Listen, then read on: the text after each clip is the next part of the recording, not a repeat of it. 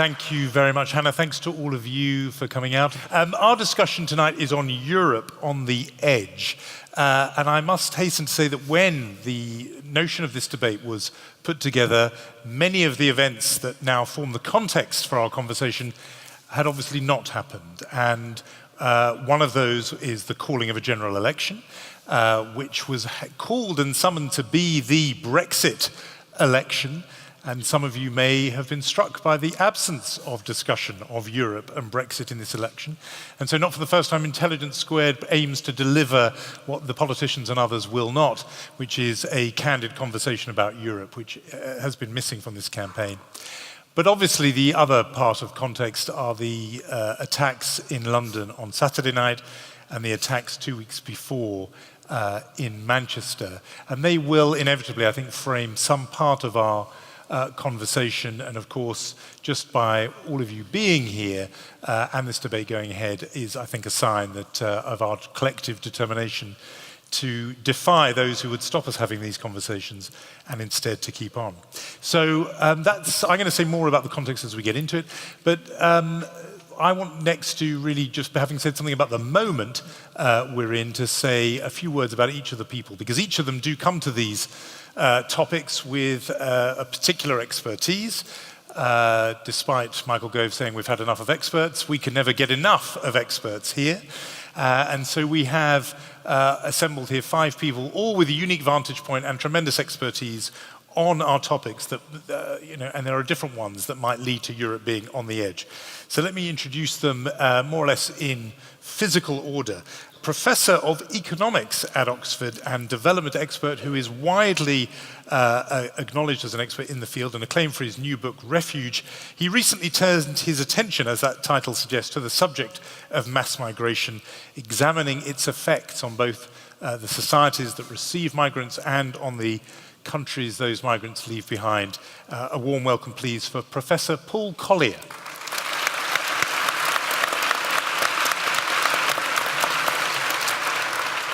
Our next speaker is an award-winning novelist and is the most widely read female writer in her native Turkey. She's a prominent advocate for minority rights and free speech there and elsewhere. You may have read her non-fiction work, her essays in the Financial Times, the New York Times, the New Yorker and the Guardian. A welcome, please, for Elif Shafak.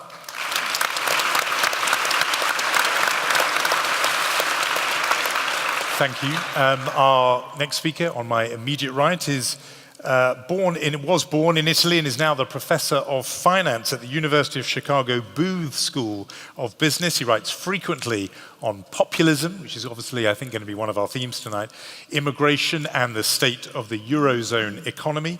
He recently launched a heated debate in the Italian media about the costs and the benefits of the euro for his native Italy. He is Luigi Zingales.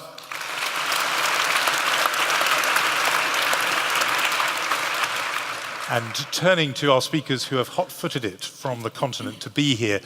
Born in Belgium, but a journalist who became editor-in-chief of the French weekly news magazine L'Express. She now presents a current affairs program on France's equivalent of BBC4. She is Christine Ockrent.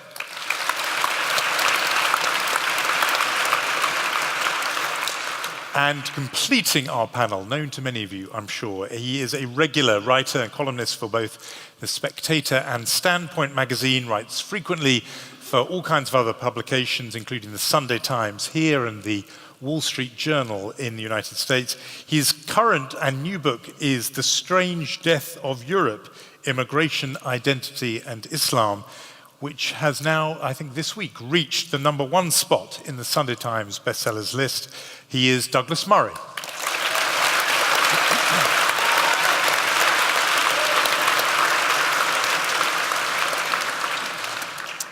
So that is our panel, and we are talking, as I said, about Europe on the edge. That's the subject before us.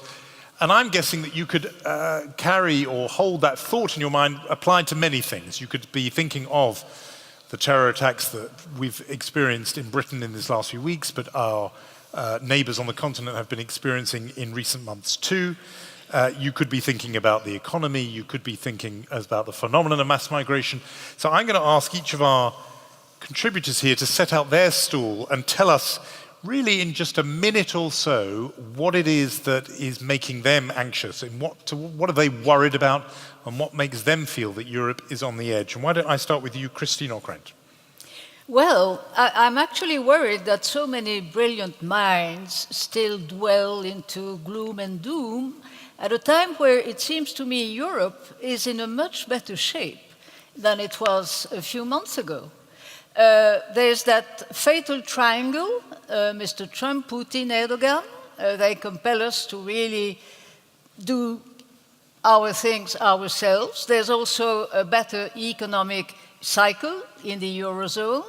And last but not least, the populist wave seems to have been stopped somehow, certainly in Holland and certainly in France, where Emmanuel Macron, I think, will revigorate and stimulate a much more positive approach to European issues. And assembly elections coming up in France this weekend, Indeed, on June 11 and June 18. So it's not all about us when it comes to elections. There are other elections going on. So thank you, Christine. Why don't we hear from you, Paul Collier, on what's on your mind in terms of what makes you worried about Europe on the edge? Well, I see Europe as a political project, primarily a political project by the Germans, the French, which some years ago made a catastrophic mistake of using economic instruments as political symbols. And I think that was catastrophic because it produced powerful economic divergence. That potentially gives an incentive for some countries to leave, and I think the Germans have already made it pretty clear that their strategy for stopping any exit is to make British exit as painful as possible. So actually, I'm fearful for the implications of that strategy for us. So in order to discourage other people from leaving and spreading the contagion, there will be a sort of, this is the punishment beatings model, in which Britain gets take punishment. Its reparations are back. Interesting. You've already broken the unspoken rule of all these discussions, which is never to mention the war. You've done it within 4 or so minutes, but somebody was going to do it. Let's hear from you next, Luigi Zingales, about what do you think, what do you have on your mind? What's worrying you? So I'm worried that Europe, which was in its origin a fantastic project to bring prosperity and harmony in Europe, is actually turning into a prison where people start to build resentments and hate each other more. 20 years ago, the Greeks were not calling the German Nazi, and the Germans were not calling the Greeks lazy.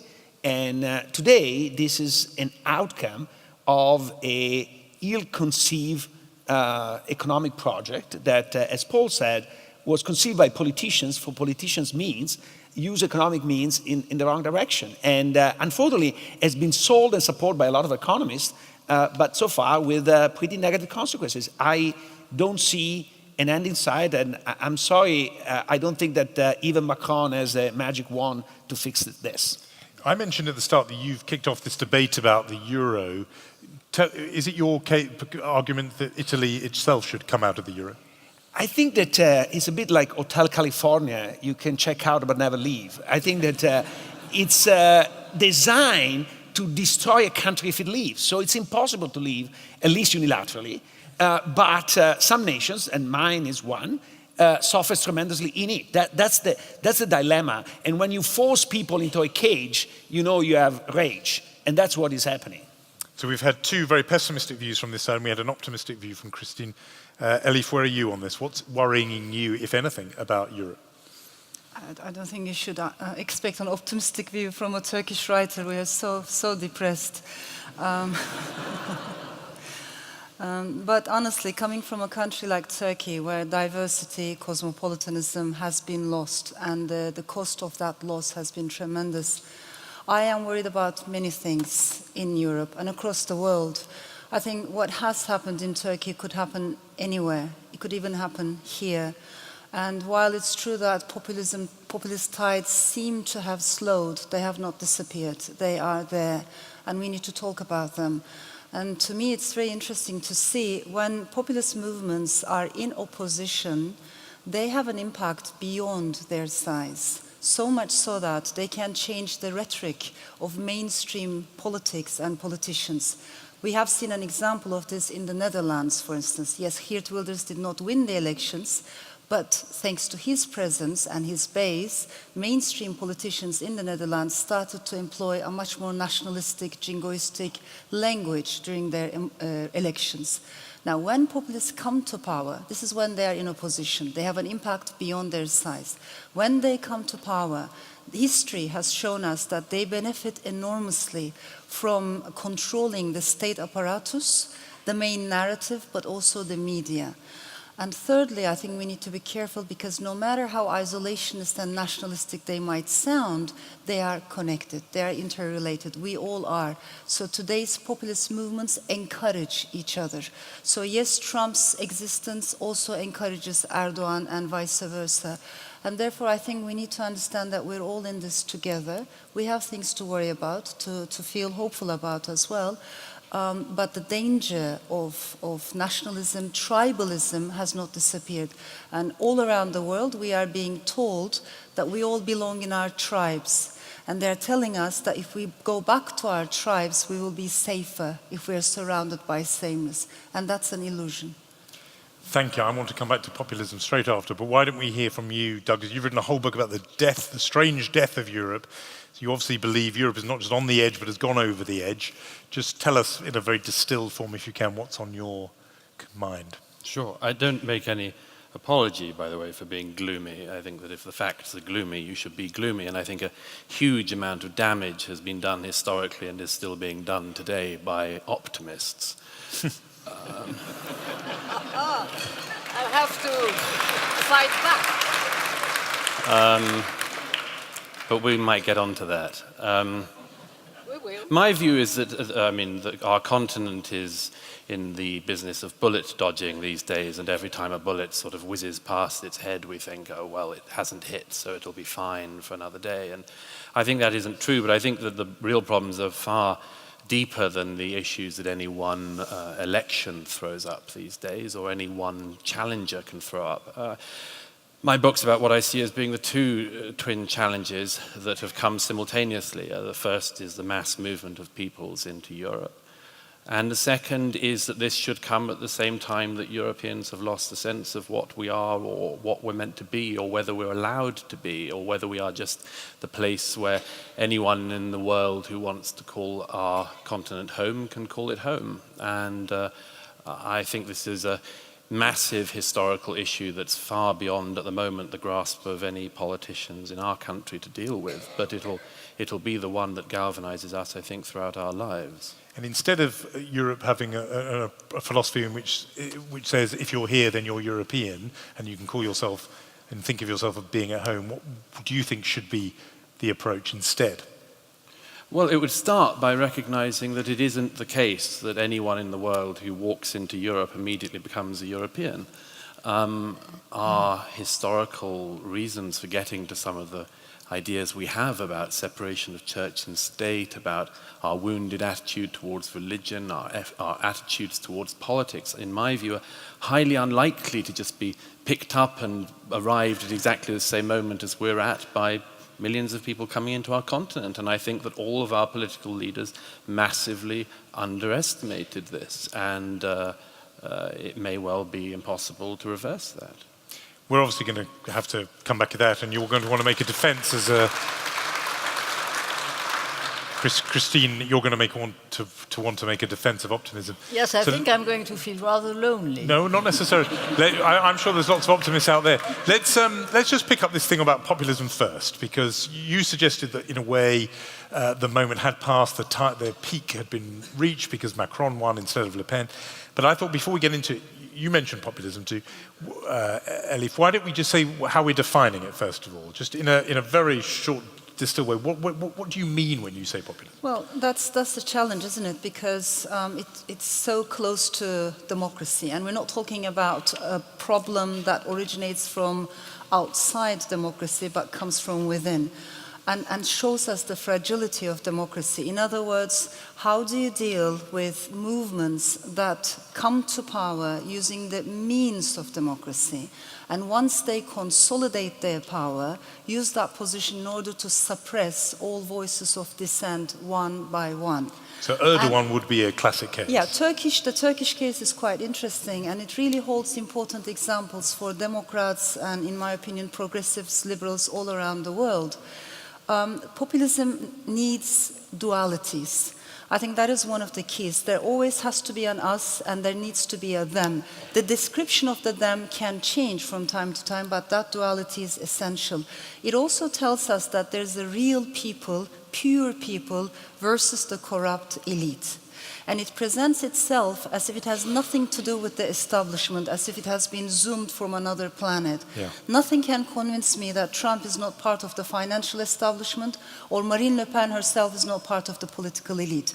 Of course, we can be critical of the elite's mistakes, but let us not make the mistake of thinking that these populist demagogues are themselves not part of the elite. Excellent, thank you. So that's an understanding of what populism is. Paul Collier, what role has migration and the backlash against migration played in fueling these populist movements, visible actually in Britain with UKIP, but in France with Le Pen and Holland with Wilders? There's all kinds of examples. How much is this about immigration? I think, and most in the audience won't like this, but I think what's actually happened is not particularly something to the, well, let's focus on the English working class. I think the English working class now is more or less where it's always been. I think what's walked is the English middle class, which has decided that it doesn't really want to be English. It's walked away from a shared identity with ordinary people. I think this is particularly pronounced in London, I'm afraid. I grew up in Sheffield, right, with a proper place. And I grew up in an environment, I was surrounded by Scots, left, right, across the road, all Scots. And it never occurred to any of us that we were other than the same identity. They were Scottish, I was English, but we were all British. We just fought a war together. Oh God, I've done it again. And because of that, there was a strong willingness of the fortunate to redistribute to the less fortunate. We were a shared identity. And I think that has gradually corroded. Now, I think where does immigration play into this? It's a bit marginal. It's something that the upper middle class gets very excited about because it can accuse ordinary people of being racist, right? But here's an uncomfortable piece of statistical evidence, right? Across Europe, the higher is the proportion of immigrants in the population, the lower is the willingness of those above median income to make tax transfers to people below median income. Right? That's across Europe. There's also experimental behavioral evidence which explains why that is. I can't go into it. But what that means is people below median income, ordinary people, have a perfectly rational reason to fear that immigration will sort of weaken this sense of shared bonds, and the middle class will just run off, go and do its own thing. And so sort of redistribution of wealth and the basic sort of fundamentals of social democracy rest, in your view, on there being a degree of homogeneity in a society. Well, once it's too diverse, this is an argument that you and perhaps others have made, once it's too diverse, then the willingness to share becomes reduced. It has to be a shared identity. That doesn't mean homogeneous ethnic identity or anything like that. It just means a sense of buying into we are all, and the only basis, viable basis for shared identity, you can't buy in on a set of values, because our values in a democratic, open society, our values are all over the place. Right? The one thing you can all agree on is location. We're all British. We all live in the place. And so you need that to become an important, salient feature of identity. So you will have heard arguments like that in France as well, the French equivalent arguments that now the country has changed, it's so diverse, that the willingness to treat each other as neighbours is less, perhaps. And this is part of what's been driving some of these movements. I would put it slightly differently from Paul, without, of course, denying his argument. But it's pretty obvious that all over the continent, the middle class has been struck by two phenomena. One is globalization, and the other is the technological revolution, which means that people get to be more and more individualistic, and their approach to their political institutions, their political elites, media elites, business elites become very different. But I think that this idea of a loss of identity is quite distinct from actual migrations. There have been migrations in Europe throughout our history, dating back centuries. It's more the refugee crisis, which has helped populists throughout Europe to say, oh, we're losing our identity. And of course, in places where they have never seen one single immigrant or one single refugee, in France we saw that. We had, Marine Le Pen saying, oh, where has France gone?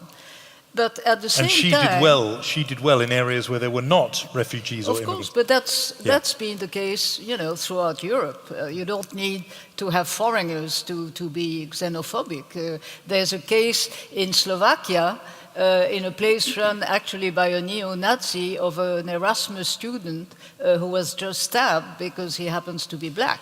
So I think this notion of identity has indeed many more ingredients to it than just the refugee crisis. And I think there's always that ambiguity between the refugee crisis on the one hand and the migration issue on the other. Elif. Yes, the issue of identity with the emphasis on the singularity of it, I think it's so crucial in all populist movements. Of course, we're talking about very different examples. We have populisms in wealthy Sweden, but also we have populism in crisis-ridden Greece. There are differences, but this is one of the common areas. Populism doesn't like plurality, multiplicity. And at the end of the day, all populist movements expect us to clarify a singular monolithic identity. Are you a Muslim? Be a Muslim according to my definition of Islam. Are you a Dutch? You can only be Dutch. You can't be plural, which is completely against our nature, because as human beings we're made of water. We have multiple belongings. So that is a repetitive, example that we see from country to another, one to another. Douglas, I want to hear what you say to Christine's point about there's always been waves of immigration. It's just part of European history. Why now is this making you fear that actually Europe itself may be even on the verge of its own death because of this change that you discern in your book and in what you've been writing? First of all, the point that Christine makes does not prove the case, of course, does it? Because a lot of the areas where people don't like the diversity, shall we say, is because they've had enough of the diversity. It's not because they've never tried it. They've tried it and don't like it. And they go to areas where they can not have more of it thrown down their throat. And that's one of the big issues, isn't it? That everyone who's for the, as it were, endless diversity as a definition of us will always come to is there a moment when there is such a thing as too much? And I think that the people can sense that, and certainly sense it far better than any political or other class. This word, by the way, populism and populist, I don't buy it myself, I don't use it. I think populist is a term that some people use for things they don't like. It's simply a really good and easy way. I mean, let me give you an example. Monsieur Macron ran without a party, effectively formed his own movement, was a one-man show, very charismatic and so on. He's not described as a populist. Why? When Hillary Clinton does the us and them with Wall Street, as she did in her campaign, boasting that she was the only candidate so tough on Wall Street that they actually were fighting against her, who described Hillary Clinton as a populist? If Hillary Clinton had won the election, would it have been a populist win? If Remain had won, would anyone have said this is a populist thing? No. Is your Prime Minister a populist?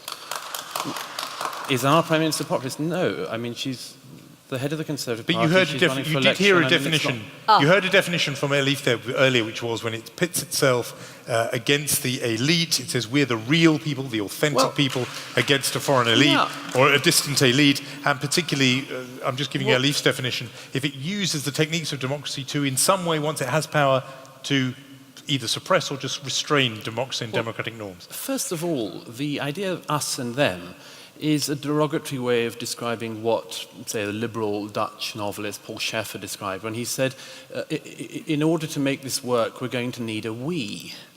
We need a we. We need a first-person plural to describe ourselves as a society. And that is just another way of saying, oh, you're just doing us and them. Well, you do need an us.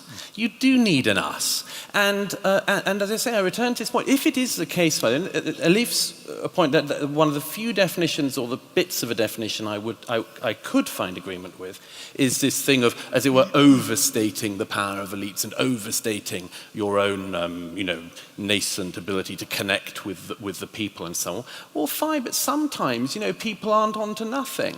If you were to describe a sort of incredibly disjointed, unelected, far, far high above the people and unaccountable to them thing, what could you do better than come up with the European Commission? Is it always populist? Is it always populist to point that out? I would say no. So sometimes people are onto something. But as I say, I think this is just another way of saying, scare quotes around these people. We would like to call them racist, but we're not sure it'll work anymore, and we're nervous, so we'll call them populists. Lots of people want to come in. Thank you. Both of you want to come in. I just want to ask you, Luigi, about what your take on this is, because whether or not you accept the definition of either of our two debaters on this point, a lot of people discuss what is driving populism. Is it cultural anxiety, broadly defined, meaning the questions of identity and who is us and perhaps race, or is it just, more simply, economic hardship and pain? Christine mentioned globalization. Other people have talked about automation. People who are left behind economically. That's why they're turning to so-called, we may accept Douglas's worries, so-called populism. So two things. First of all, I like the definition, but there is a part missing, is the other side. The other side of populism is elitism. And I think that the two are very symbiotic, because you can have populism only when there is an elite that is elitist. And the elitists justify being elitist because they are populist and vice versa. And I think that when there is not enough discussion these days of groups that are elite and have contempt to our ordinary people. When Hillary calls deplorable the people who vote for Trump, she's an elitist. When throughout Europe they say, oh, you have to redo the referendum in England because the outcome is not the right one, and we keep going until we get the right outcome, or even sort of debate whether you should have universal suffrage because the people don't understand, because we are smart and understand and they don't. I think that's elitism. And I think this elitism is very pervasive. I don't know enough about the UK, but I can tell you in the United States and in Italy is very pervasive. And I think that's part of the problem. And part of the problem is the elite is too separate from the rest of the people. In a sense, social mobility, even in the United States, has gone down tremendously. And you end up interacting only with some kind of people. In the shocking thing, how many friends do you have in the States who voted for Trump? It's very rare to find them.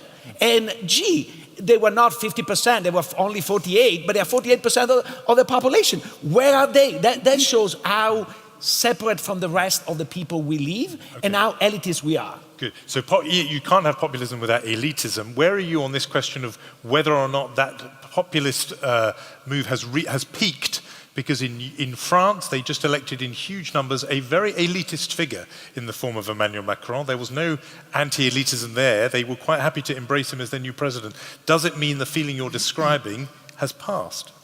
I don't think so. I am on the side of people think that the primary cause is economical. And so I think that this is not going away anytime soon. I would be more interested in studying whether France is an exception, maybe because they're more middle class. And so that's the reason why they did not fall so much into that as other places. Oh, so they were not as left behind. As left behind and not so outraged. But considering a victory, the fact that a fascist leader got 35% of the vote, sorry, if those are the victories, I don't look forward to defeats. Yes, and well, I know you want to get on. Paul has been waiting for a while, then Elif, yeah. First with Macron, I mean, he faced a Marxist, a fascist and a crook. And just just scraped through by 3%. You're talking about the first round. Yeah. Well, that's and then, of course, he faced the fascism. Of course, he wins. That is not a resounding victory. I'm sorry, it's not. Right? A donkey could have won against that. A smart donkey. Sorry, I don't want to be rude. I don't want to be rude about donkeys. Go on to your next point. Yeah. Now, what I wanted to say was that, incidentally, I entirely agree that the implication of this is that the elites have walked off.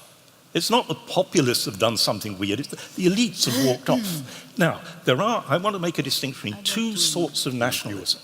There's the nationalism that I grew up with in Sheffield. We were all British. Why? Not because of any ethnicity or something. We all lived in the same country and we were proud of that. The nationalism that the populists generate is a very different animal. They're not actually saying we're all a country. They're saying we're the country and you're not.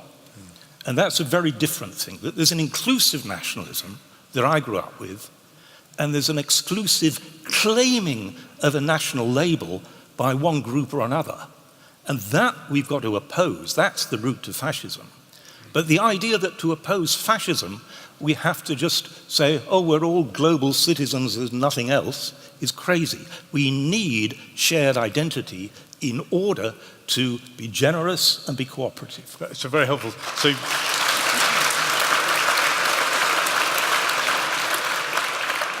exclusive nationalism is the nationalism you're against. I would think you mean Marine Le Pen would be an example of that. In Britain, would you say UKIP expresses that exclusive nationalism or not? Yes. You would say that. Okay, it's clarifying.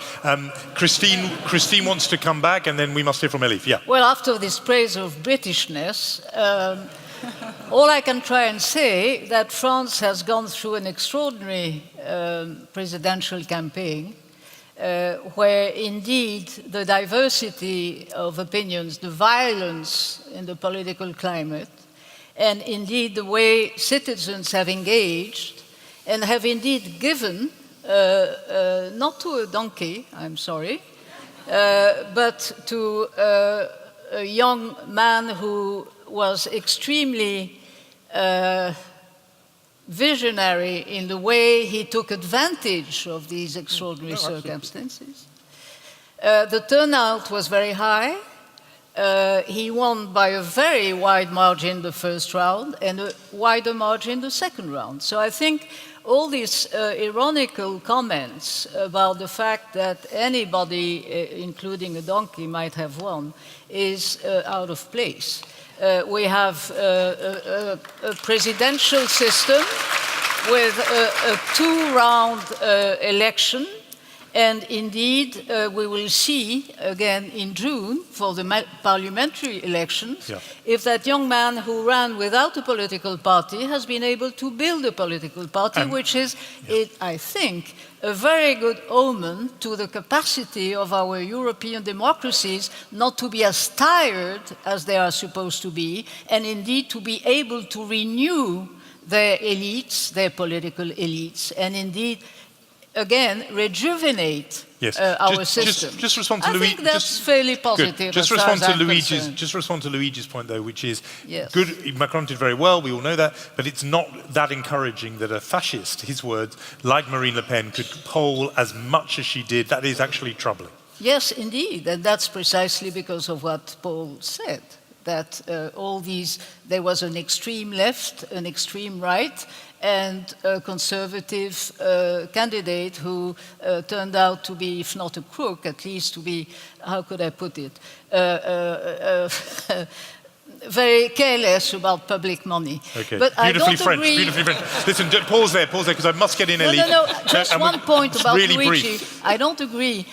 Holland is a typical case in point that Holland is a very prosperous country, and yet it still has a far right. So it's not always economic reasons which account for quote unquote populists. Yeah, thank you. And that's, well, and some of the more affluent parts of the United States voted for Trump as well. So we can come back to that.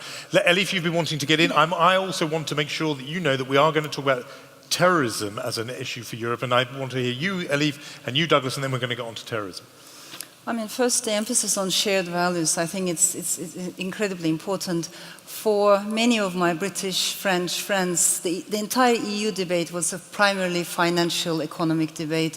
For us, those of us who come from the periphery of Europe, for us it's mainly a debate on shared values and the danger of losing those shared values.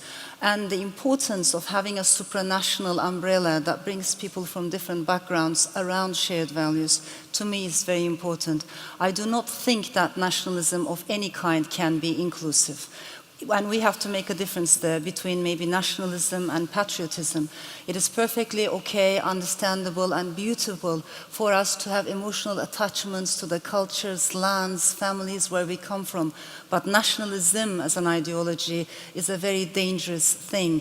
And again, people coming from Turkey, the Middle East, the Balkans, we have seen the dangers of all of that. With regards to populism, populists are not the reason why we are in this mess. They are there because there has been a mess in the first place. So it is the outcome of democracy in trouble. It is the outcome of a crisis. We do have a crisis that we need to talk about. And I do not think that that crisis can solely be understood by looking at economic or financial inequality. By no means, I'm not belittling, underestimating the importance of economic gaps, but we need to talk about other things as well, particularly emotions, which has been so underestimated in mainstream political theory. But I do believe that this is the age of anxiety, angst, anger. It is perfectly understandable for people to worry whether their children are going to find a job. You know, it's perfectly understandable that the people are worried that, yes, there will be too many refugees, and to be worried about terrorism. If we do not allow them to speak their anxiety, to talk about it, if we don't have open spaces and judge them on the basis of their emotions, I think we will be pushing them towards the far right. To me, it's very interesting to see. Okay. Let's go back a few years. We had the Arab Spring, we had the financial crisis, we had the Euro crisis, Brexit, Trump. Many times, including the polls, the experts got things wrong. We need to talk about these things. How is it possible? But where we are right now is many populist demagogues, and I think we need to use this word, they are saying to the people, you know what? These people, the elite, they're always getting it wrong. And you are the pure people. You just need to trust your guts, your instincts. You don't need these intellectuals. Yeah. So the denigration of the intellect, to me, is a very dangerous trend. One more thing I want to add. No, we've got lots of time, because we must move it on. You will have more time. I want to make the transition to talk about terrorism, because it's obviously in our minds in this city, this now, and and then I want to open it up. So I want to hear your different. We've talked about populism and what might be driving that, and what might define it. But Douglas, I know you wanted to get on the other thing, but if you can, let's pivot to this issue. And everyone is asking themselves the same question, which is what is causing this, and is this something that is merely visited upon Europe, or is this something that on some level has been caused by decisions Europe and Europeans have taken? Well, firstly, let me just say that there is a narrative, we've heard a little bit of it so far, that the publics of Europe are being led astray by talented demagogues. It's possible as well that the publics of Europe have seen a political class fail to get a grasp of very major things or even talk about them, and that the public have noticed facts, and that it's not that there's a meta-narrative that's going around. There are just facts. There are things that we can see with our eyes. There are things that are clear to us, which politicians daren't tread on. And I've had this experience throughout my life. I never forget the time, many years ago, I think when France first banned the headscarf. I've told this story before, of a Labour MP in a studio with me discussing the rights and wrongs of this, and spent the whole time with me. An Iranian friend of mine was also there, explaining why we were fascist and Islamophobic and so on for defending the French Republic's verdict on the headscarf. And we came out, and this Labour MP patted me on the back and said, "Never forget, Douglas, we're all with you." And I said, "Well, what was that all about on air?" Which was the more pertinent moment. And he said, "Look, I've got a large Muslim constituency and I can't do anything in this area." And that's what you hear all the time in private. And the politicians, when I say this to them, their eyes go huge. They daren't tread onto this. But there's a very straightforward fact, I'm afraid, on this terrorism thing that has to be confronted. Extremism and violence can come from absolutely any community, pretty much. I mean, even Buddhists, when riled up in certain parts of the world, can become violent. The Quakers, I think, we can't go for, but but pretty much every community. So I accept that. This is not something to be picked up on. But Islamic extremism only comes from the Islamic religion and from followers of it. And that is an imported problem for Europe. That's a problem that we've brought in and we're now facing. Now, none of our politicians, by the way, and there's no great conspiracy about this, nobody expected it. If you'd have said to a politician in the 1990s, in the early years of the 2000s, Europe is going to be racked by blasphemy debates, they'd say, "What are you talking about? When did the Spanish Inquisition return?" And then we all became used to it, that there were certain things you couldn't do that were actually blasphemy in a country like this and were punishable effectively by death, by a death sentence. We all accepted that. And now we're told we have to accept the terrorism. Well, maybe we do have to accept the terrorism as part of our life, but the publics have a right to be looking at the politicians and saying, "Look, this is a problem you brought in." It's not only to be talked about. It's not only to be talked about as a problem, but unless we're willing to do that bit of identifying, to my mind, the gap between what the public can see and what the public know, and what the political class is even willing to whisper, will continue to grow, and that's the gap where you have to worry. So who wants to take on what Douglas has said? Christine, you come back on this. I would like to add another comment. I'm not disputing Douglas this time around. I want to hear from somebody who does, though. So I'm looking it's at interesting that in France we've had this very critical approach of the British view about multiculturalism, communitarism, which in our vocabulary are really bad words. And there has been a great deal of French self-delusion about the idea that our secular culture would actually integrate rather than assimilate, and that indeed our second or third generation of immigrants coming from former colonies, which is also the case, I believe, in this country, would naturally believe that Astérix or Vercingétorix was their ancestors and that our education system would transform them. It has worked to a point, especially with girls, better so than with young men. But we have discovered, and indeed, as we all know, France has been struck by terrorism, homegrown terrorism, French citizens, most of the time, as indeed British citizens in this case. And so it shows that for 2 or 3 generations, not only our politicians, but our societies have not really measured the difficulty of giving a proper identity to these people, because it's also a sign of an identity crisis, turning to that kind of ideology. It's not even religion, it's an ideology. And that shows that it is indeed a dimension no one has taken into account, and not only our politicians. Douglas, you're going to come back, but I wanted somebody to push back on the basic case Douglas made right at the beginning, or just a moment ago rather, that somehow this is a problem that has been brought into Europe by, I presume, Douglas means the immigration of Muslims in big numbers. There's no doubt that when you look at the Muslim world in general, there are lots of problems. We have enormous problems with regards to women's rights, LGBT rights, freedom of speech, human rights, and we got lots of things that we should be criticizing, and we are criticizing. But it would also be a very big mistake to think that the Muslim world is a monolithic whole and that all Muslims are similar and they have a similar worldview. In fact, they do not. There are enormous differences. There always were, historically, and today as well, depending on whom you talk to, which country, what time you are focusing on. The differences are amazing. My worry is extremists in one place are creating more extremists elsewhere.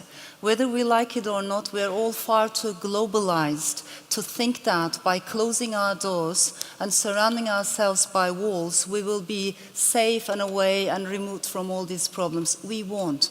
We're all of us in this together. It is a massive, terrorism is a big international global problem, and it can only be solved through global solidarity. With regards to the burkini ban in France, I sincerely believe it was very, very wrong. It was a big mistake. I think we should be criticizing faith-based schools, we should be criticizing extremist preachers, we should definitely monitor what people are saying in the mosques, but for God's sake, chasing women who are just wearing their burkinis on the beach, that is not the way forward. And it's even more dangerous because what's happening is, and this is not what we perhaps are not aware of much, those pictures, do you remember the picture of one lady wearing a burkini in France and 3 French policemen by her? Unfortunately, that very photograph has been circulated in Turkey, in Jordan, in Egypt, with awful captions saying, you see, this is what they're doing to our women. All stage, You with know, a TV crew this called upon just to take the picture. This is very dangerous. Shame the Catholic nuns are dressed the same way with a burkini, Can I and you suggest- allow them to dress like Can I- that. Why do you go after? This is crazy. Can I suggest Douglas, something? why don't you... May I okay, suggest let's hear something? from you, Can I Douglas. just May I- finish just Okay, one yeah, single Elif, I thing? cut you off before, so we'll let you finish now. Yeah, and then I come from a country, because Turkey and France have lots of similarities. The laicite we have borrowed directly from France, not the Anglo-Saxon secularism. And Turkey has applied the headscarf ban. Iran has applied the headscarf ban. It didn't work. It Elif. created massive problems. But yes, we all share the same aims with regards to how do we prevent extremism, how do we prevent terrorism, but let's also find more progressive ways forward than chasing women sure. with burkinis. Elif, Douglas. First of all, sorry, Elif, but the burkini ban is a massive diversion. A massive diversion. It was a big mistake for the French state when that happened, I agree, but this is not the biggest issue. The biggest issue is that just up the road, again, a few days ago, 3 men with machetes went through a London street hacking at people saying this is for Allah. Okay? That's our problem. And this is always the way with this. We always have diversions, and some of these diversions we bring upon ourselves. But let me just get back to the main point. We have had historically massive issues in Europe. Nobody who knows anything about our history wouldn't pretend that. But this is a civil war within a religion which was not our war, and it has become our war. It has become our war, and Elif, you are right and wrong. You are totally wrong to say that there isn't some agreement on this. If you are a Muslim and you follow Islam, you believe that the Quran came from God, and you believe that what is in it is at least very hard to run against. And so now we have a situation in a country like this one, where actually the majority of British Muslims want being gay, like I am, to be made illegal now, okay? So we had a nice liberal agreement in recent decades over being gay. And now you import a community which actually thinks not just that they're not on board with gay marriage, but they think it should be made a lock-upable offence. Where does that come from? It comes from Islam. Okay? Where do all these things come from? They come from this, and I'm sorry, but it is a much worse problem than we think.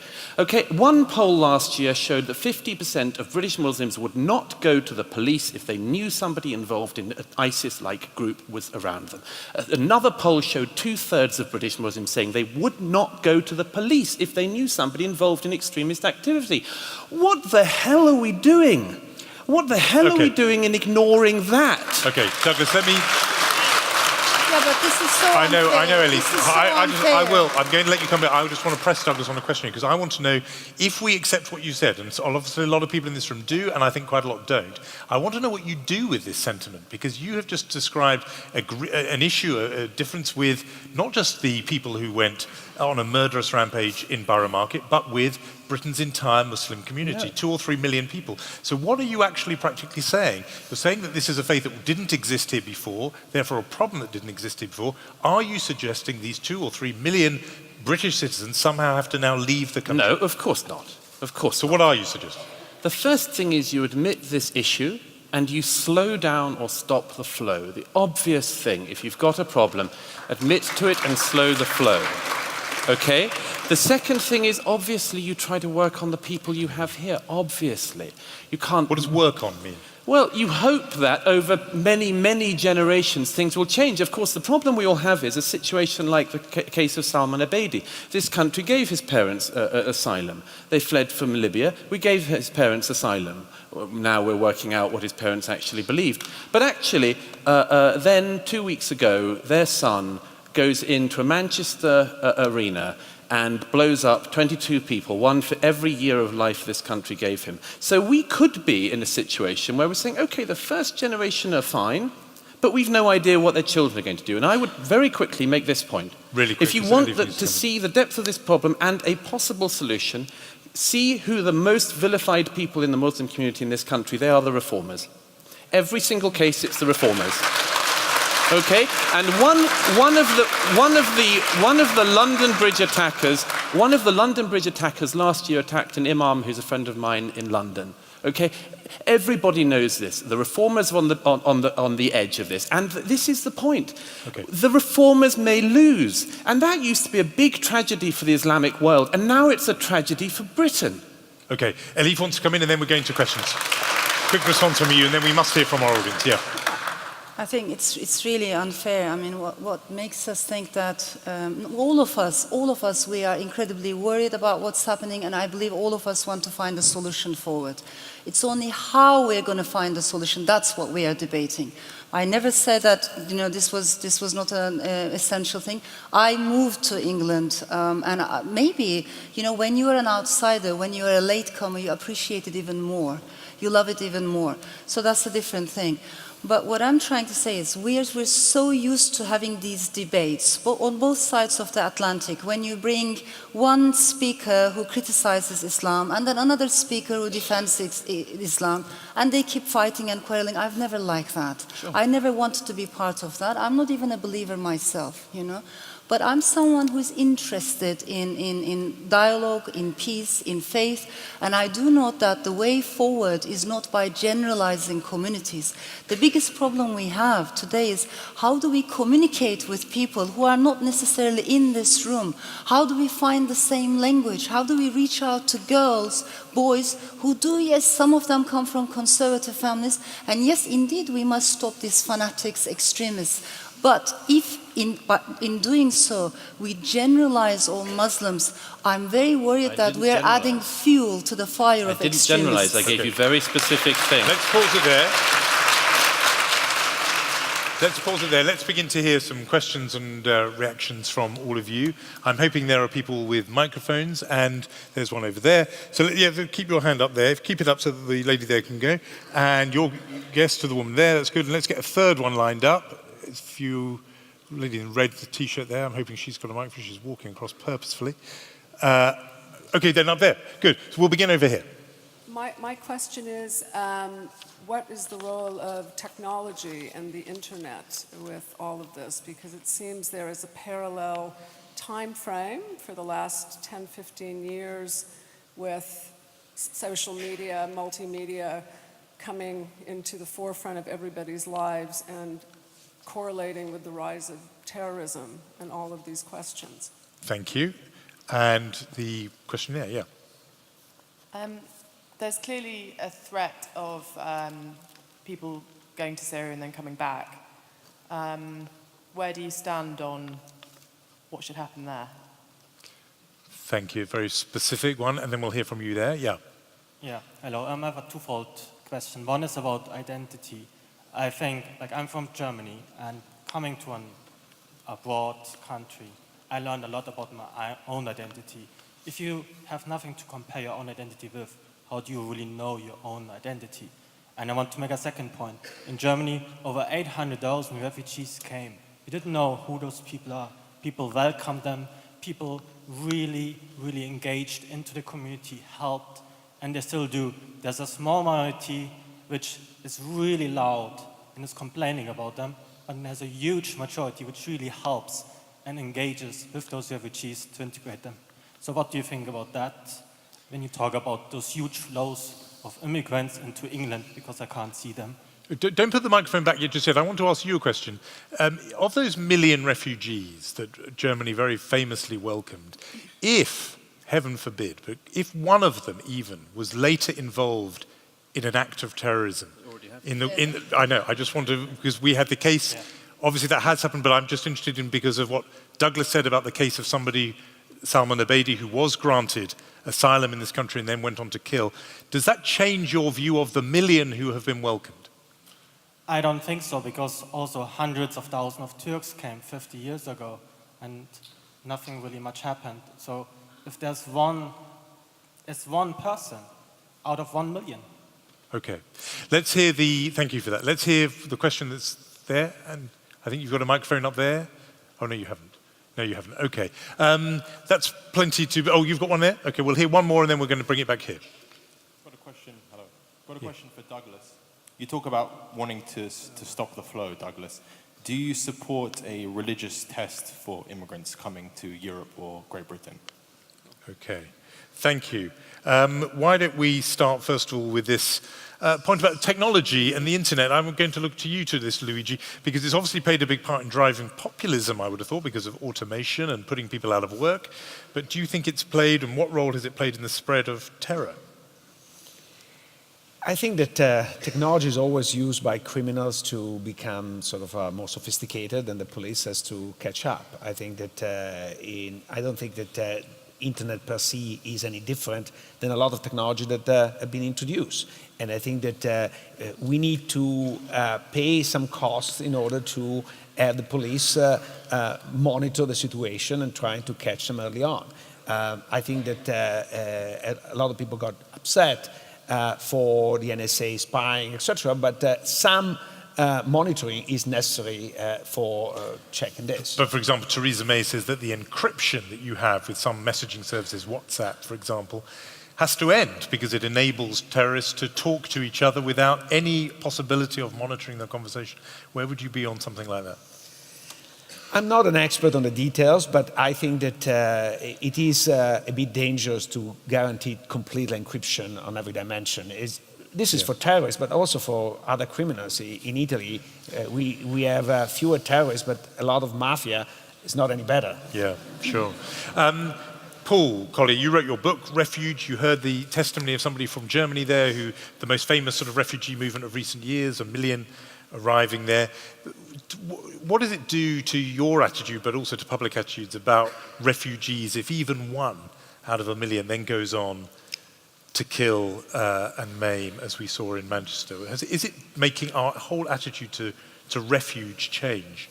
I think this German decision of the moment was truly unfortunate, because what it's done is turn people across Europe, including Germany, instead of looking at refugees and feeling compassion, they look at refugees and feel fear.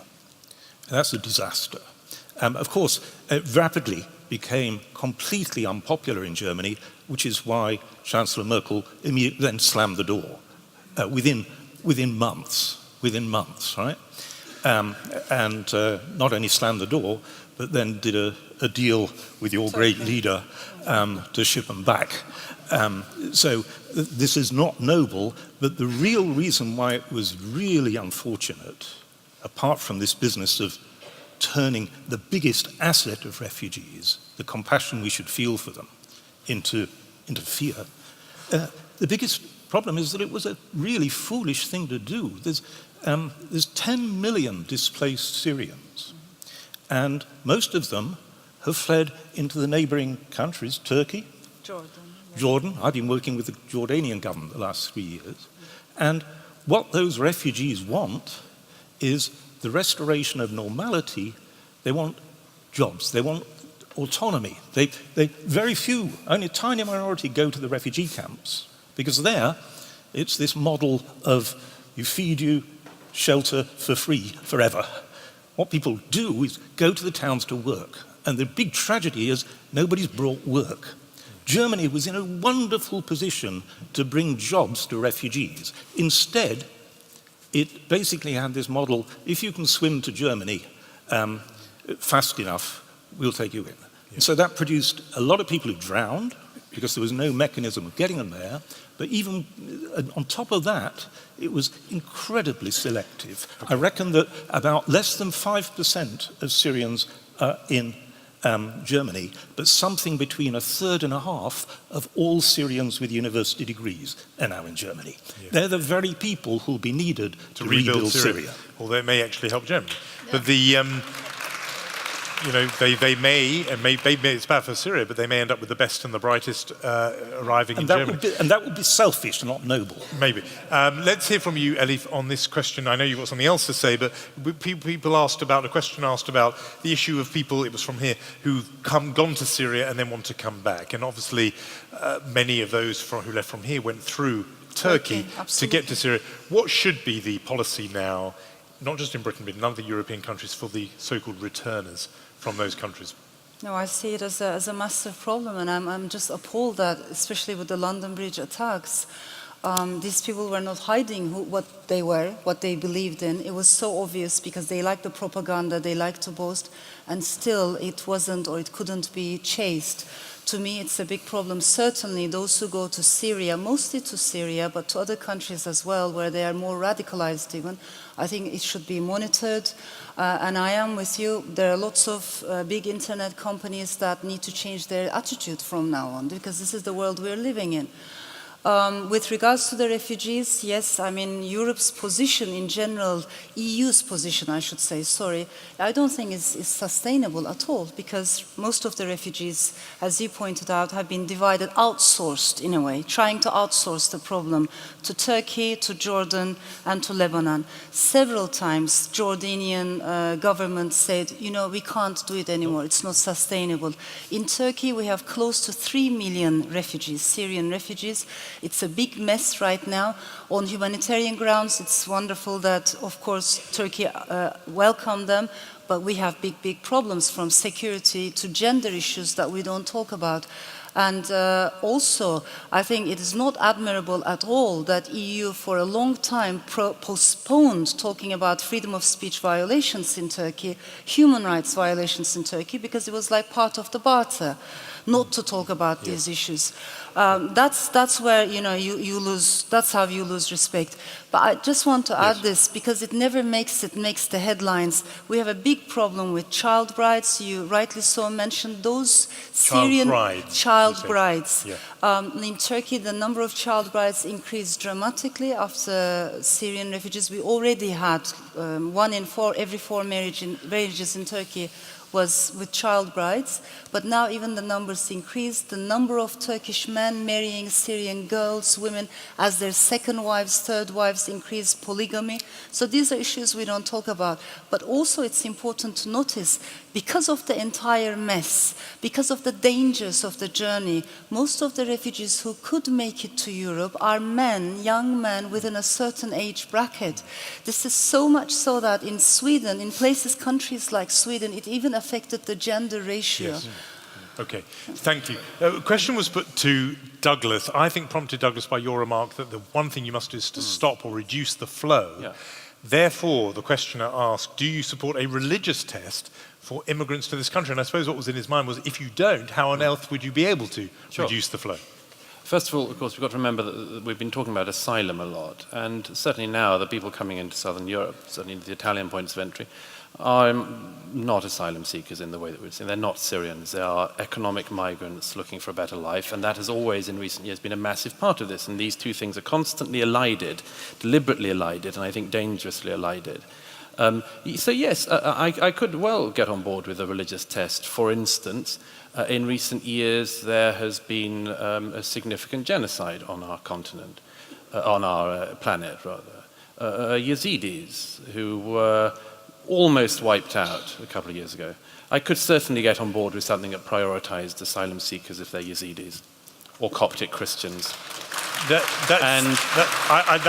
can see what you're doing. I can see what you're doing there, Douglas, and that's good. What I'm saying is, would you want a religious test that didn't prioritize Yazidis, everyone finds that admirable, but would actually rule out and prevent Muslims from granting entry into this country? I can't see the sense in keeping a high level of economic migration from the Muslim world, no. So yes, a religious test to prevent Muslim migrants. Secondly, very quickly, the gentleman at the back from Germany. First of all, it's not the case that it's been fine with Turkish migration since the Gastarbeiter period. Merkel herself said in 2010 that it had been a disaster. Then 5 years later, she made the disaster far bigger. But, in 2008, Erdogan went to Germany and spoke to tens of thousands of Turks in Europe from the Netherlands, Belgium, and Germany, and said at a massive public rally, do not integrate, but get involved in politics because we need you. I'm sorry, this is subversion. This is outright subversion of European democracies. So yes, we had a problem. And as for as it were, would it matter if 1 in 1 million became a suicide bomber? Again, it's a cost-benefit analysis, isn't it? As long as you're not the one standing outside the wine bar in Ansbach when the suicide bomber goes off, it might be okay for you. It might be okay, and it seems to be for most people in our political parties in Britain, it might be okay for you to not worry about this identity question, not worry about the numbers, but you've just got to hope your kids don't like Ariana Grande and go on the wrong night. But I think the cost-benefit analysis of this has to be weighed up, and if you do think that, then say it. Say, we'll take a suicide bombing every now and then. We'll take the stabbings every now and then. Sure. Christine wants to come back, and then I want to hear another one. Yeah. Just a reminder that most terrorist attacks that have happened in this country, as well as in France, have been committed by our citizens, by people having British or French or Belgian citizenship. But that's, again, the issue. How come our societies have not been able to cope with this generation of young people who have been through our schools, have benefited from our education, have been taught to share our values, and still turn to that murderous ideology? What's your answer? What's your answer to that question, to your own question? Again, an issue of identity, that somehow we haven't been able to give them an identity which they can share into. Okay. Sorry, go on. It's an ideology, even more so than a religious issue, and unfortunately, in this case, Islam is contaminated with that particular ideology. Okay. Let's see some more hands, because there's lots of people, I'm sure, good, lots of people who want to express themselves. Let's bring gentlemen there. Let's say you got somebody there, and have you got somebody There. Okay, well, and we'll probably, I know lots of hands, we're not going to be able to get you all, but I'll do my best. Yes, let's hear from you. How has our foreign policy contributed to the problems we're facing today? Good, thank you. Could you bring the microphone to this gentleman here in readiness? Meanwhile, we'll go to there. Yep. Over there. Yep. I was going to ask the same question. Okay, we'll go to whoever, sorry, bad luck. We'll go to you gentleman in the front. Our title is Europe on the Edge, and as you said in your introduction, a lot has changed since this title was given. The European project has developed from 6 countries to 28 countries, with a single market, with a single currency. Yep. Is the cause of the problem of being on the edge this drive towards a single state, which would result possibly in all countries' citizens losing their identity? Okay, that's away from the terrorism topic, but absolutely on our bigger theme. Yes, you've got a question here. Oh, we've talked a lot about migration coming from the Middle East, but there seems to be an enormous amount of migration coming from Africa. Can the panel give some idea about what we should do? Because it seems countries are losing a lot of their young men, and they're all coming to Europe. Okay, so you're meaning from, your worry is for Africa's sake about losing their own people, is it? What people should do. Okay, we've got somebody over there. So, this yeah. is a question for, referring to the idea that this problem was imported, actually, the UK has a colonial past and in several occasions has invited immigration in order to rebuild the country after the war. So it's a bit unfair to say that in convenient times we welcome immigrants and then we shut our doors. Thank you. To those people who are going around with microphones, do make sure we get a balance, a mix of men and women, because we've had quite a few from men, but we'll go from here. You've got somebody there, have you? Yeah. Yes, I'm wondering if the panel can talk about why the Scandinavian countries are consistently scoring as the happiest places on earth. What a cheery question to lighten the gloom. You've got something there, yeah. Thank you. My question was, we are possibly likely to have a government when it comes in that may say that we need to have reduced freedoms in order to reduce terrorism. Is it worth it? Thank you. I'm going to take 2 more, and then we're going to have answers and closing remarks, I'm afraid. So we'll have 2 more. You've been very patient. The young man here who's got his arm up, but you've been beaten to it by this man. He's going to do one, and he'll pass it to you. Go on. That may be it, I'm afraid. Yeah. One or two members of the panel are very keen on ensuring there's more culture and diversity, etc. So if you took Britain as an example, particularly those northern towns, and focusing purely on culture, what aspects of Saudi Arabia, Somalia and Afghanistan's culture would the panel like to see more of that's missing from Britain? Okay, and you pass the microphone here, yeah. Yeah, seeing as the panel are all being expected to have an opinion on it, on Islam, I'd just like to know out of interest, how many of the panel have studied the Quran, the Hadith and the life of Muhammad in detail, please? Okay, that's, okay. We'll do one, this will be the very last one here. Yes, hello. Okay, not doing much for my gender balance record, but okay, I'll allow you in anyway. Go on. As a dual British and Israeli citizen, my concern, having seen things happen in the past, is how the impact of extremist violence is going to affect elections, especially coming in the next couple of days here. And I'm wondering what the panel see that as, what concern they see in that. Okay, well, there's lots there. I'm sorry, people, I couldn't get in. We are beginning to run out of time, and I want to give our panel a chance to react to some of those questions and make some closing remarks as well. Why don't we begin with, well, Paula Collier, I'm going to ask you to tackle the one question that came up that wasn't really about the terrorism issue. It took us back to our bigger subject about Europe and to what extent the European project was in trouble and on the edge because of this insistence, as the questioner saw it, on driving towards a single European state. I mean, for Britain, this argument was rehearsed very strongly a year ago, and it was settled one very clear way. But obviously, the questioner feels it's ongoing for the rest of Europe. Why don't you take that question, Paul, and any other closing thoughts you might have? Sure. I think the European project is a fantasy of old men who are fighting an old battle. They're trying to stop Germany and France having another war, and Germany and France are not going to have another war. I mean, here's to my mind, the acid test. Norway is not in the euro, it's not even in the European Union. The Netherlands is in both. If we go back to the 1940s, Germany invaded both of them. Is Germany now more likely to invade Norway than the Netherlands? Right? Obviously, the answer is no. Right? The peace that's descended on Europe is nothing to do with this damn institution. Right? The institution was because of a revolt against war. So the cultural shift created the institution, not the institution, the cultural shift. I think the attempt by these old guys to create a supranational set of institutions without any chance of getting a supranational identity is going to fail big time. I think I work a lot on societies where the structure of power has diverged from the structure of identity. In most of the societies I work on, identity is local and power is highly centralized, and power doesn't turn into authority. And then you've got a real problem. And in Europe, power hasn't turned into authority.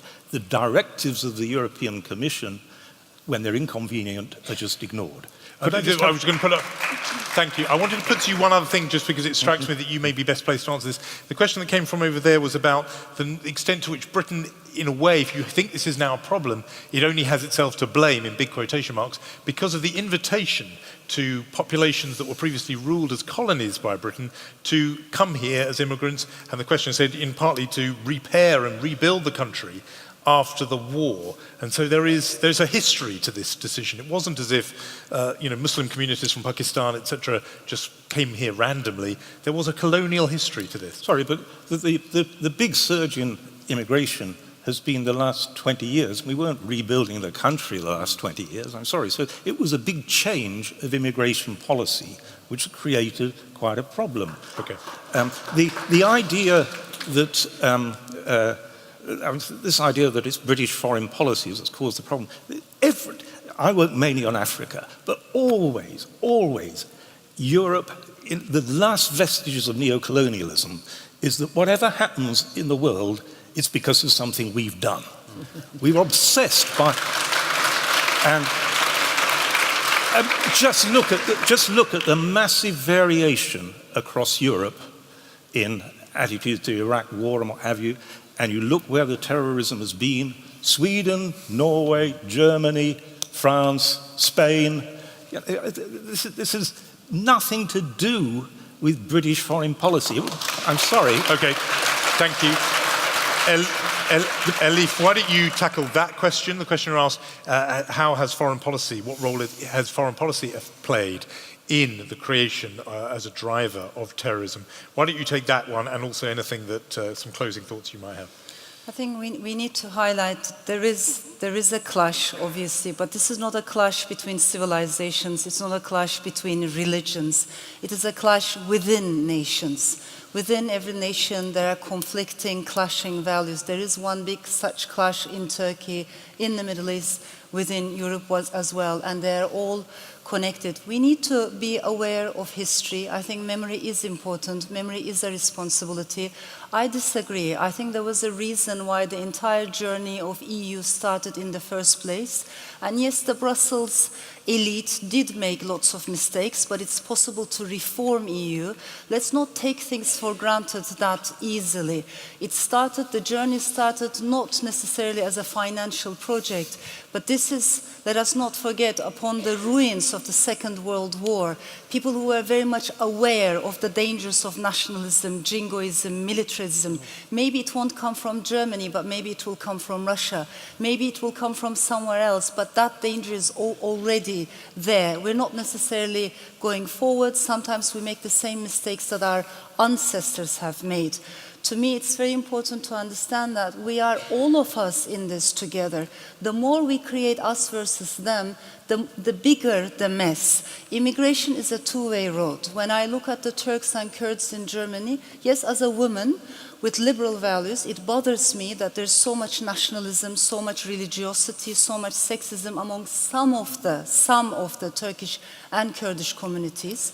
But I'm also aware that I cannot generalize. I'm also aware that they have contributed enormously. But just to give you an example, because you mentioned Erdogan, Erdogans of this world create Geert Wilders of this world, and vice versa. They keep feeding each other. Okay. So when Erdogan gave that speech to the Turks in the Netherlands, it was a huge, in my opinion, mistake. But that also benefits Geert Wilders and his populist parties. Just one final example. When you look at how the Turks and Kurds across Europe voted, it's very interesting. 70% of the Turks in Germany voted pro-Erdogan. 72% of Turks in the Netherlands voted pro-Erdogan. In the UK, 80% voted against Erdogan. Just even this example shows us the diversity within immigrant communities, even within the Turkish community, let alone the entire Muslim world. Let us please not make sweeping generalizations about an ethnicity or a religion or a race. Thank you.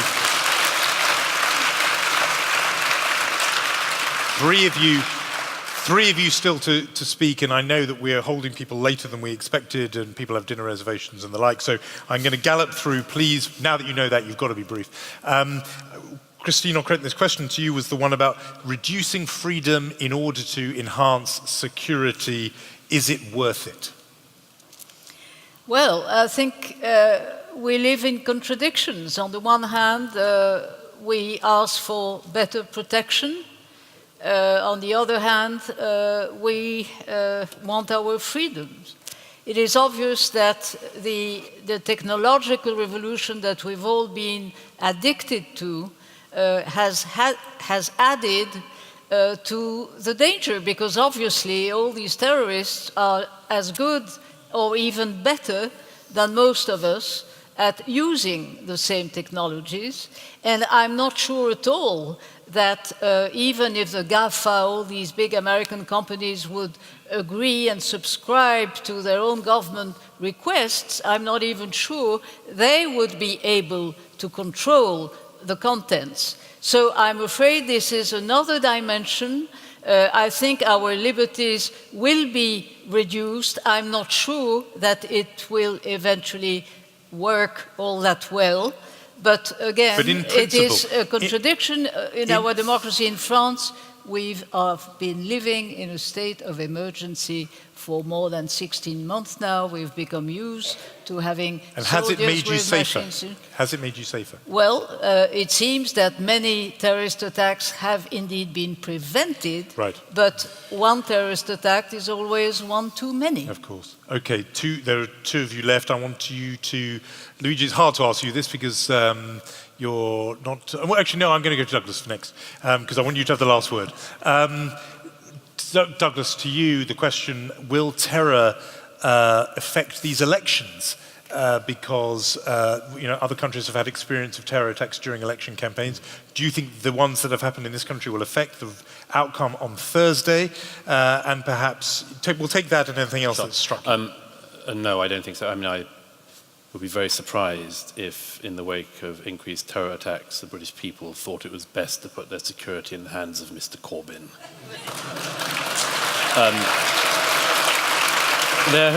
So that means you do think there's an outcome? Very quickly, well, there have only been two groups of people in recent years who've tried to blow up the British people, the IRA and Islamists. And one of the very few things that links them is the support of Mr. Corbyn.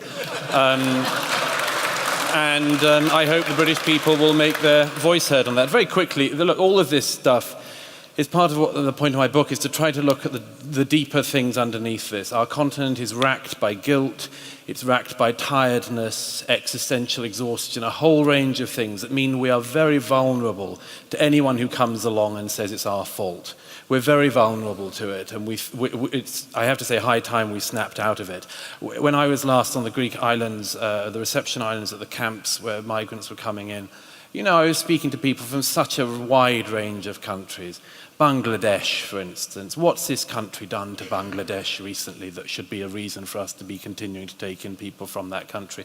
And what's your solution if people who think that? You can't solve Syria. What are you going to do to solve Eritrea? And you think that in the meantime, We have to continue the current wave of migration. It's madness. Very quickly, to the Scandinavian countries, I don't buy it. All happiness studies are bunk. Total bunk. They always say that the best thing to be is a hill farmer in Bhutan. Rubbish.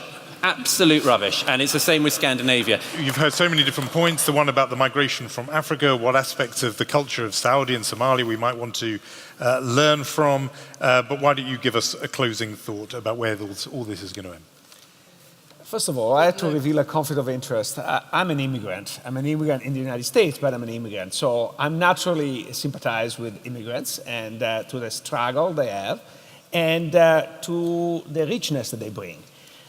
This said, I also understand the difficulties of integration. I think that when immigration is too big, it's not immigration, it's invasion, and people feel overruled and overtaken by different values. And this is not because he's Muslim or not Muslim.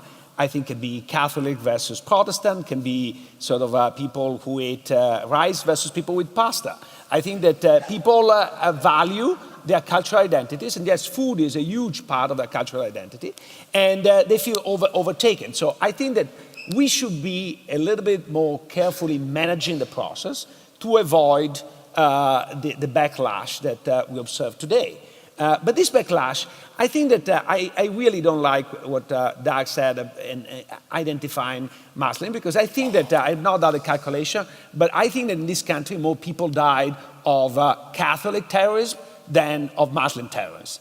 And in spite of that, you don't have the same level of anger versus Catholicism. So I think that is not, and I grew up in a country where there was political terrorists, and I can assure you it was not any better, and was homegrown. And so I think that we need to realize that when there are economic problems, ideological problems, there is the risk of extremism, and we need to deal with that. And dealing with that is not by criminalizing a religion or criminalizing a group. On the other hand, we need the support of that group. One way in which Italian homegrown terrorists, it was communist terrorists, was beaten at the time is because the then Communist Party basically isolated the terrorists. So I think that what you need to do is trying to bring closer the Islamic community and make sure that they isolate the few bad apples. Thank you. Very, very good. Well, it's no surprise to anyone we have not perhaps reached a consensus. We have certainly not resolved these huge issues. We've generated quite a lot of heat, but I think in the process also, I think, some light. I hope it's been illuminating for all of you. Please, will you, I hope, join me in thanking our very, very informed panel, Paul Collier, Elif Shafak, Luigi Zingales, Christine Ockrent, and Douglas Murray.